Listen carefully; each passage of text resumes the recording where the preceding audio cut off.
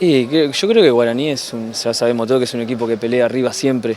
La esperanza está, o sea, el objetivo creo que tiene que ser campeonar, pero de a poquito, de a partido, porque todos los rivales son muy parejos, ya se ha visto que cualquiera le gana a cualquiera, así que de a poquito, como te digo. No, creo que van 4 fechas, no se puede decir que es favorito, pero que tiene las armas para pelear el campeonato, las tiene y bueno, están demostrando que bueno, es 4 fechas y ya se sacaron 2 puntos de ventaja también, ¿no? Sí, siempre jugar contra Cerro es un partido especial, ¿no? Sea en el club que sea y bueno, en la actualidad no es la mejor, pero sabemos lo que es esto dentro de la cancha, son 11 contra 11 y bueno, ellos van a querer ganar como nosotros vamos a querer ganar, así que cada uno va a hacer lo mejor que se pueda para llevarse los 3 puntos. No, mucho, nosotros siempre nos preparamos para estar ahí arriba.